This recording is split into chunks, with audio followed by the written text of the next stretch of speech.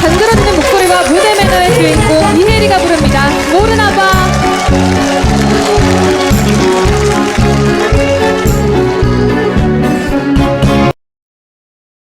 2000년 전 독생자 예수님을 보내신 하나님의 뜻은 무엇인가? 예수께서 다시 오시마 하신 이유는 무엇이며 어린 양 혼인잔치는 무엇을 의미하는 것인가? 예수께서 기다렸던 하늘의 신부, 인류 역사에 처음 오시는 독생녀는 누구인가? 예수님은 33년 생애 동안 인류를 구원하려 하셨으나 그가 누구인지 알지 못하는 문명인 이스라엘 민족에 의하여 결국은 십자가에 못 박혔습니다. 그러나 예수는 다시 오시마 재림을 약속하셨습니다. 요한계시록의 마지막 날에 주님이 다시 오시면 어린 양 혼인잔치를 한다는 구절이 있습니다. 그 잔치가 바로 일찍이 잃어버린 독생자 독생녀를 신부 신랑으로 맺어주어 참 부모로 세우시는 성스러운 축복의 예식입니다.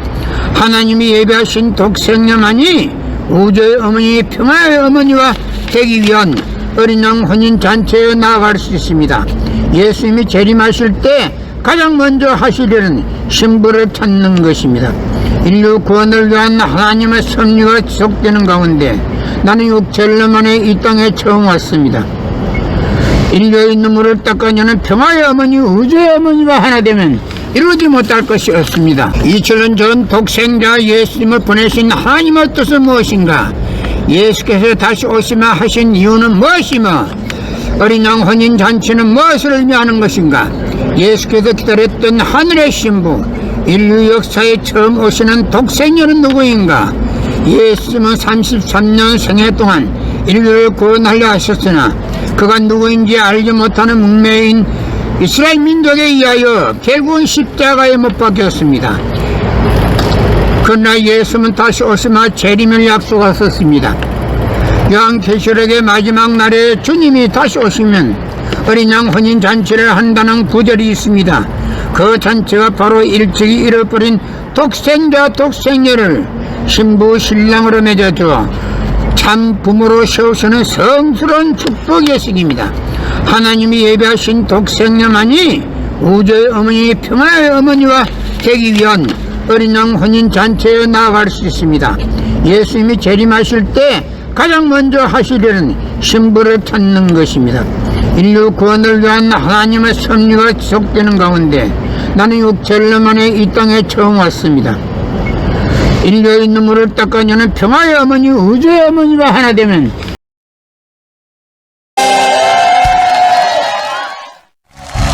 이어서 간드러지는 목소리와 무대 매너의 주인공 이혜리가 부릅니다. 모르나봐.